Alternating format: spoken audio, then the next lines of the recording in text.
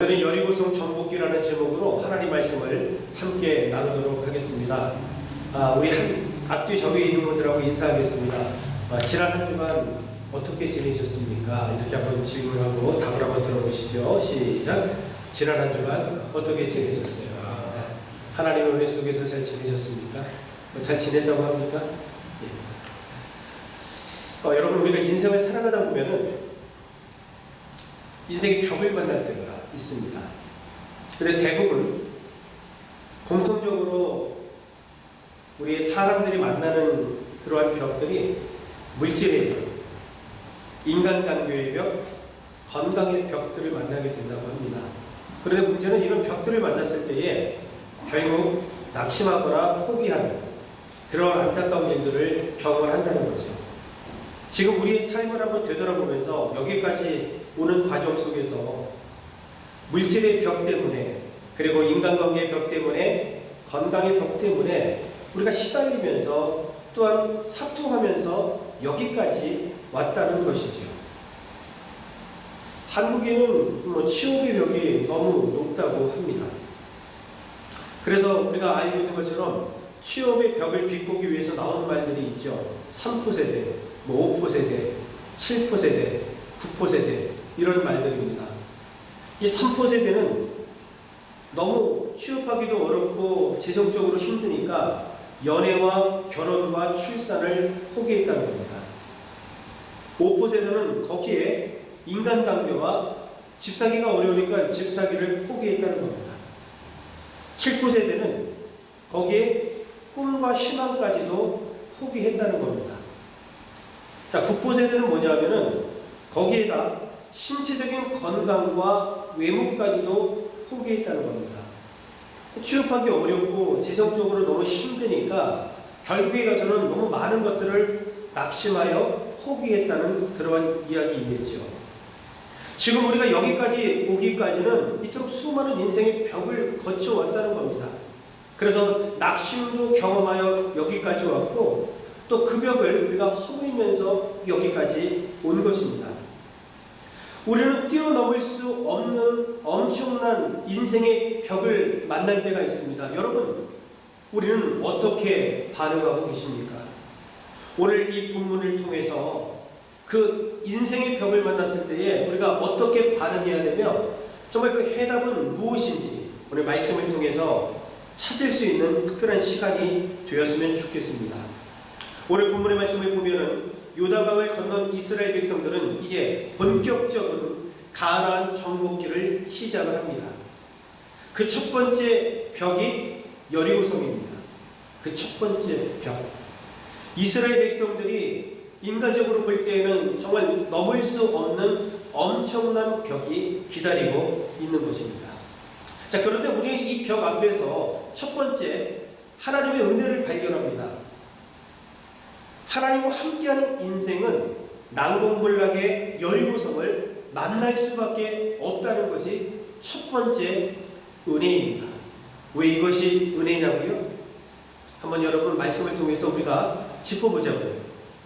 이스라엘 백성들은 하나님의 인도하심 가운데에 요단강을 건넜습니다. 하나님의 언약궤를 맨 제사장들이 요단에 발을 담그는 그 순간 물이 갈라지고 그때가 1년 중 가장 수위가 높음에도 불구하고 마른 땅으로 하나님의 인도하심 가운데에 이스라엘 백성들이 길을 건넌 것입니다. 이것은 하나님의 은혜였습니다. 하나님의 능력이었습니다. 뿐만 아니라 요단을 건너서 그들은 길갈에 진을 쳤습니다. 그리고 여리고성 함락, 여리고성 정복을 앞두고 하나님께서 또한 명령하신 부분이 있었는데 그것은 할례였습니다.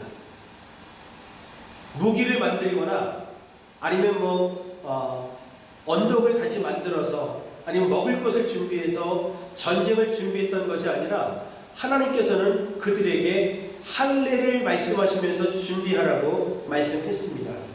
그것은 바로 순종을 훈련시켰던 것입니다. 하나님께 순종했더니 어떤 일이 벌어집니까? 하나님께서 군대 장관까지도 준비시켜 놓았던 것을 우리가 지난주 말씀을 통해서 함께 묵상했죠. 여러분 이쯤 되면 하나님께서 인도에 가시기 때문에 사실 모든 것을 다 해결해 주실 만도 한데 여리고성 앞에 그들이 도착했을 때에 그들은 굳게 열린 여리고성을 발견한 것이 아니라 굳게 닫혀있는 여리고성을 발견하게 됩니다. 오늘 여호수아 6장 1절의 말씀을 함께 우리 읽어보도록 하겠습니다. 시작! 여리고성은 이스라엘 자손을 막으려고 굳게 닫혀 있었고 출입하는 사람이 없었다. 아멘. 요단강을 하나님의 능력으로 건넜습니다.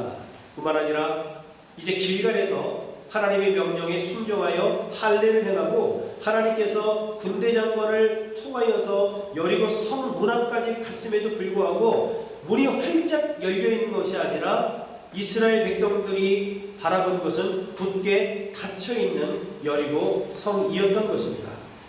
여러분, 여리고 성은 요단 계곡지대에 위치하고 있습니다. 요단 계곡지대는 그 자체가 대지진을 통해서 형성된 계곡입니다. 그래서 굉장히 깊은 계곡입니다. 어느 정도까지냐면은 북쪽의 갈릴리는 마이너스 210m까지 내려가 있고 남쪽의 사해는 무려 마이너스 400m까지 계곡이 파여져 있습니다. 그러니까 전 세계에서 가장 깊은 협곡을 갖고 있는 곳이 바로 이곳이라는 것이죠. 자연적인 위치로 뿐만 아니라 그들의 성벽 자체가 또 이중으로 되어져 있습니다. 그래서 외벽은 1.8m나 되는 돌로 되어 있고 그리고 내벽은 안쪽 벽은요 3.5m가 되는 그러한 벽으로 무장되어 있고 높이는 9.2m나 되었다는 것이죠. 그러니까 자연적인 어떤 지형뿐만 아니라 인공적으로 그들의 성을 만들어 놓았던 성벽을 쌓은 것 자체가 이스라엘 백성들에게 있어서는 결코 넘을 수 없는 무언가 포기할 수밖에 없는 그러한 장벽이었던 것입니다. 우리는 여기서 깨닫게 됩니다. 지금 지속적으로 하나님께서 이스라엘 백성들을 인도에 오셨고 지금도 인도해 가고 계십니다. 그리고 앞으로도 인도하실 것입니다. 그럼에도 불구하고 난공불락의 성 여리고를 우리는 만날 수밖에 없다는 겁니다. 그런데 중요한 것은 뭐냐면 하나님 없이 여리고 인도하심 가운데에 여리고성을 만나는 것은 다르다는 것입니다. 완전히 다르다는 것입니다. 왜 나한테 이런 일이 생겼지?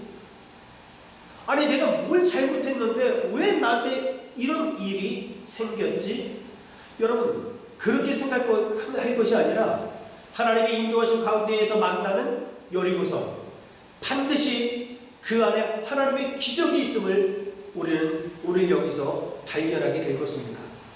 어쩌면 오늘 예배드리시는 우리 성도님들 가운데에 여전히 여리고성 앞에서 낙심하거나 좌절할 수밖에 없는 상황 속에 놓여 있는 분들도 있을 것입니다. 여러분 오늘 저는 그러한 성도님들을 향해서 오늘 김석균 씨의 주님 손잡고 일어서세요 라고 하는 찬양을 함께 좀 나누기를 원합니다. 왜 나만 겪는 고난이냐고 불평하지 마세요. 고난의 뒤편에 있는 주님이 주실 축복 미리 보면서 감사하세요. 너무 견디기 힘든 지금 이 순간에도 주님이 일하고 계시잖아요.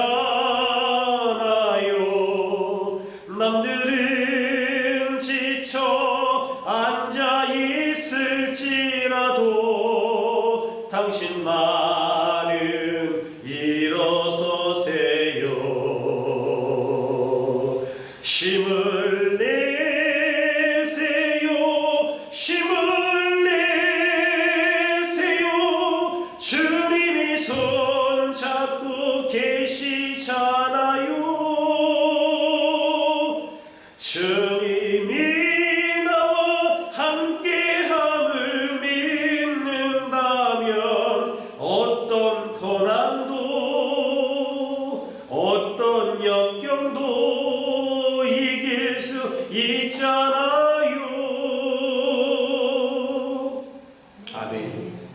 하나님의 능력을 볼 때가 찾아온 것입니다. 하나님의 기적의 때가 찾아온 것입니다. 사랑하는 성도 여러분, 여기서 한 발자국 더 나아가서 하나님의 말씀을 묵상해 봅시다. 이제 이스라엘 백성들은 하나님의 음성을 또한 듣게 됩니다. 하나님의 전술 전략을 말씀하십니다. 하나님의 전술 전략은 전쟁사에서는 있을 수도 없는 너무 단순하고도 너무 이치에 맞지 않는 것처럼 보입니다. 6일 동안 성 주위를 한 바퀴 돌아라. 그리고 7일째 되는 날은 7바퀴를 돌아라. 그러니까 13바퀴를 여리고성을 돌라고 말씀하십니다. 그리고 제사장이 양각 나팔을 뿌 하고 부를 때에 일제히 소리를 지르라. 이것이 하나님의 전술 전략이었습니다. 여러분, 13바퀴 걷는 것은 이스라엘 백성들이 애굽에서 이제 탈출하면서 40년 광야 생활을 하기까지 매일 했던 일상적인 일입니다. 매일 걸었어요. 이들에게는 너무 익숙한 일이며 너무 아주 평범한 그러한 일이었습니다. 40년 동안 그들은 걸어 다녔던 사람들입니다. 우리가 생각할 때에는 하나님의 큰 능력이 나타날 때에는 무언가 영적인 일이나 특별한 어떤 순종함이 있어야지 하나님의 능력이 나타날 것 같이 우리는 생각할 때가 많습니다. 그러나 주님께서는 우리에게 요구하시는 것이 결코 여러분 어렵거나 특별한 일을 우리에게 요구하지 않으십니다. 13바퀴 너희가 40년 동안 항상 걸어왔던 그 일을 너희들 그렇게 하라는 겁니다. 여러분, 진정한 능력이 무엇인지 아십니까? 여리고성을 어떻게 정복하신지 아십니까? 평범한 일상에서 순종할 때에 하나님께서 그 일을 이루어 내신 것입니다. 특별한 어떤 일이 아니었습니다. 여태까지 그렇게 걸어왔던 아주 일상적이며 아주 단순한 그 일들에 순종할 때에 하나님의 능력으로 말미암아 여리고성이 여러분 무너져 버렸다는 사실을 우리는 알게 됩니다. 예수님께서 가나안 혼인잔치에서 물로 포도주를 만드신 사건이 기록이 되어 있죠. 여러분, 결혼식이 한참 진행되고 있는데 포도주가 떨어진 것입니다. 그랬더니 예수님께서 종들에게 이야기합니다. 물을 갖다 부어라 라고 이야기를 합니다. 여러분, 종들에게 있어서 아주 일상적인 일이 바로 뭐냐면 장작되는 일과 물을 기로 채워 놓는 일입니다. 항상 그 종들이 하는 일들이었습니다. 특별한 일이 아니었습니다. 여러분, 그 일상적인 아주 기본적인 그 일들을 명하셨을 때에 물을 갖다 부었더니 어떤 일이 벌어집니까? 물이 포도주가 되는 놀라운 기적의 역사가 나타났다는 것을 우리는 잘 알고 있습니다. 그렇습니다. 일상에서 평범한 일에 순종할 때에 하나님의 기적이 나타나는 것입니다. 우리 일상이 중요한 것입니다. 하루하루 순간순간 우리가 살아가고 있는 여러분 일상적인 나의 삶들이 너무너무 중요하다는 것입니다. 그 일상 가운데 하나님께서는 특별한 것을 요구하시는 것이 아니라 지금 내가 하고 있는 일들에 대해서 하나님께서 명령하실 때에 우리가 순종하면 그때 놀라운 기적의 역사가 나타난다는 사실을 우리는 잘 알게 됩니다. 우리는 매일 아침마다 반복되는 삶을 살게 됩니다. 아침 예배를 드립니다. 그리고 때로는 성경을 묵상하고 성경을 암송합니다. 말씀을 근거로 우리는 기도합니다. 이것이 우리 하루의 루틴입니다. 아주 일상적인 우리의 삶입니다. 기본적인 삶입니다. 그런데 이것이 능력이라는 거예요. 다른 게 능력이 아니라 특별한 무언가가 능력이 아니라 일상적인 나의 평범한 삶이 여러분 능력이며 이 속에서 하나님이 말씀하실 때 그저 우리가 끊임없이 매일 하나님 앞에 예배를 드리고 기도하고 성경을 암송하고 하나님의 삶 가운데에 주님을 모시는 이 일반적인 일상적인 이것이 바로 나의 능력이 되는 것을 성경은 말하고 있는 것입니다. 여리고성은 특별한 어떤 일들을 했기 때문에 특별한 순종이 있었기 때문에 무너진 것이 아니라 일상적으로 하나님께서 말씀하신 부분에 순종했을 때에 기적이 나타나는 거예요. 그러니까 이스라엘 백성들이 한 것은 아무것도 없는 것입니다. 하나님의 온전한 능력이었습니다. 주님께서 일하신 것입니다. 오늘 주님께서는 우리에게 말씀하십니다. 우리의 일상적인 평범한 삶 가운데에 하나님의 말씀에 순종하라. 오늘 주님께서는 우리에게 그렇게 말씀하고 있는 겁니다. 여러분, 지금까지의 전쟁의 역사를 보면은 짧은 시간 내에 이렇게 아군의 피해 하나도 없이 적군이 완전히 제압된 대승을 거둔 그런 전쟁의 역사는 드물다는 것입니다. 적어도 한 성을 치기 위해서는 3개월 이상 준비를 해야 합니다. 그리고 6개월 정도 소요되어야지 잘하면 그 성을 함락시킬 수 있는 겁니다. 그런데 오늘 말씀은 무엇을 말합니까? 단순하게 내가 일상적인 삶 가운데 하나님 앞에 순종했더니 하나님이 일하셔서 그 어마무시한 여리고 성을 단순히 무너뜨렸던 모습, 이것은 하나님께서 하신 일입니다. 여러분, 여리고 성 앞에 두려워 떨고 계십니까? 낙심하며 염려하며 여러분 그렇게 기진맥진한 상태에서 있습니까? 아니에요. 그럴 필요 없습니다. 우리는 지금 매일 하셨던 루틴대로 하나님 말씀에 순종하면서 하루하루를 그냥 사십시오. 그것이 능력입니다. 그리고 하나님의 때가 되면 하나님께서 여리고성을 무너뜨리실 것입니다. 대장 되신 예수 그리스도 그분께서 일을 하시는 거지 내가 할 수 있는 일은 아무것도 없습니다. 그저 나는 루틴대로 사시면 됩니다. 그저 하나님 말씀대로 순종하며 사는 것 밖에 우리가 할 것이 없다는 거예요. 여러분, 더 이상 여리고성 앞에서 기죽지 맙시다. 인생의 벽을 만났다 할지라도 분명히 하나님이 함께 하시면 그 어려운 벽을 지어서 올라가는 것이 아니라 하나님께서 무너뜨려 주셔서 우리는 걸어서 그 성 안으로 들어가는 것이 성경의 메시지인 것을 오늘 기억하시기를 바랍니다. 한 가지 더 보도록 하겠습니다. 여러분, 그렇게 열쇠바퀴를 도는 가운데에 또한 여호수아가 이스라엘 백성들에게 요구한 것이 한 가지 있었습니다. 그것은 침묵하라. 아무 말도 내지 말아라. 자, 오늘 성경을 한번 보도록 하겠습니다. 오늘 10절입니다.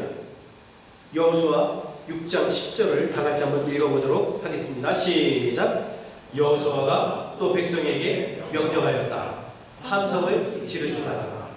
너희 목소리가 들리지 않게 하여라.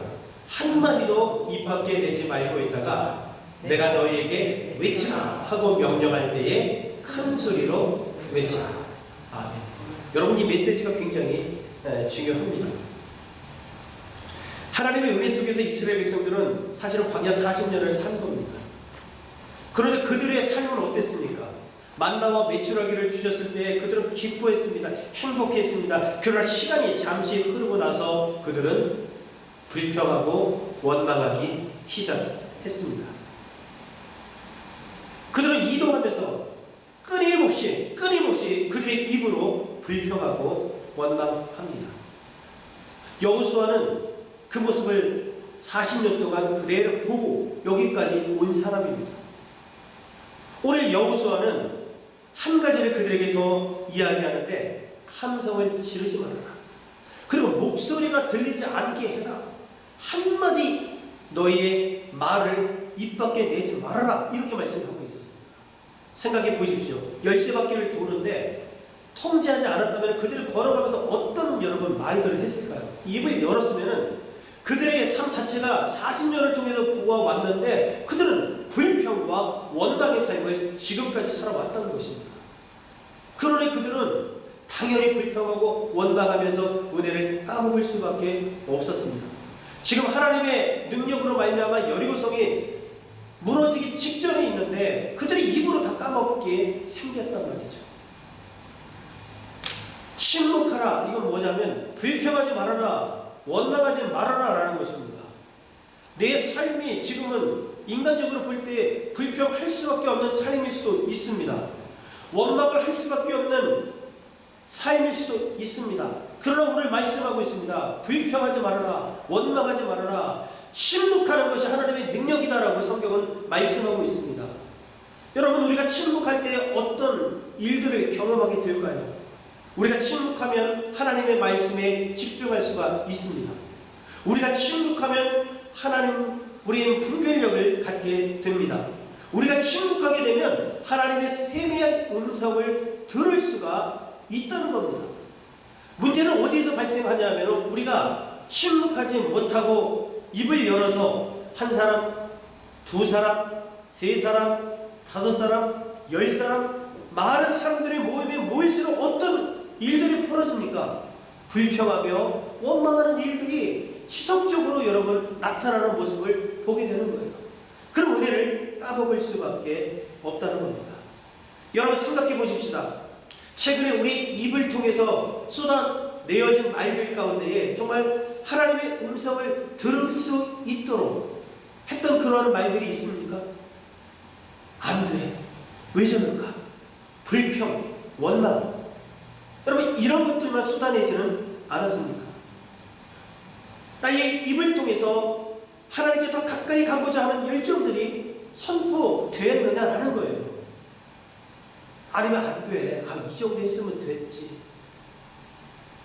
늘 우리는 모이면 하나님의 은혜를 말하고 찬송 부르고 함께 기도하고 흩어지며 전도하고 이러한 삶을 살아야 됨에도 불구하고 그러나 우리는 입을 열 때마다 불평하고 원망했다는 거예요.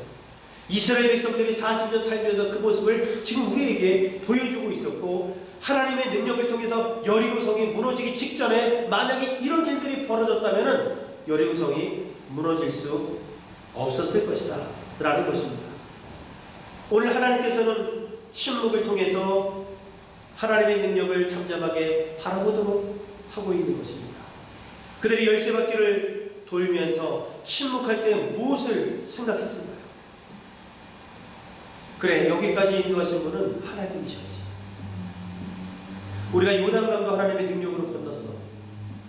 그리고 길갈에서도 우리가 할례를 통해서 하나님께 순종했더니 하나님의 군대장관도 우리가 만났어.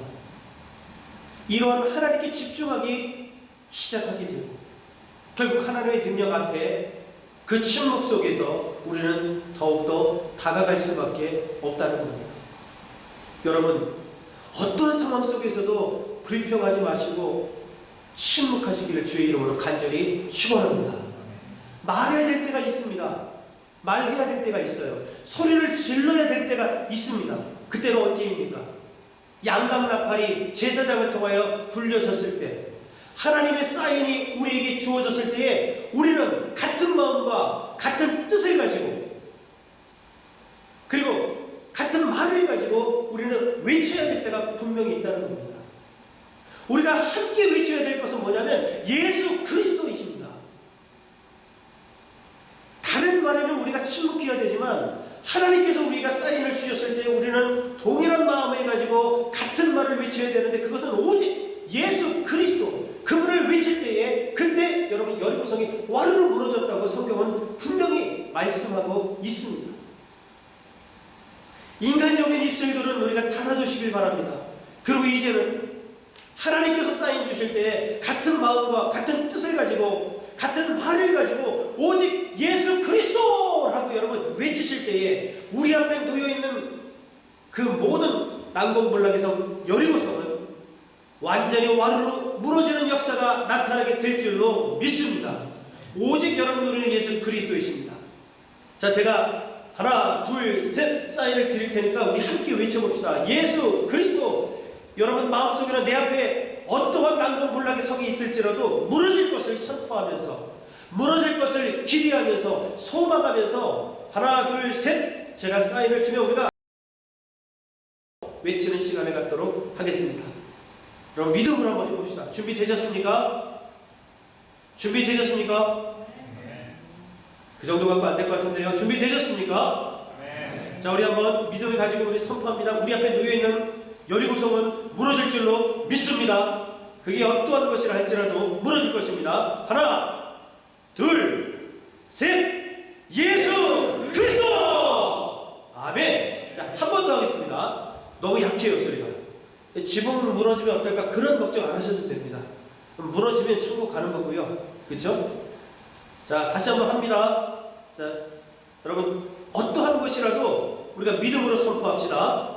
하나, 둘, 셋. 예수 그리스도! 할렐루야! 아멘. 여러분, 걱정하지 마시고 하나님 앞에서 우리가 믿음으로 담대하게 우리 앞에 놓여있는 여리고 성을 무너뜨리며 우리가 걸어서 여리고 성으로 입성하는 저와 여러분들이 되시기를 주의 이름으로 간절히 축원합니다.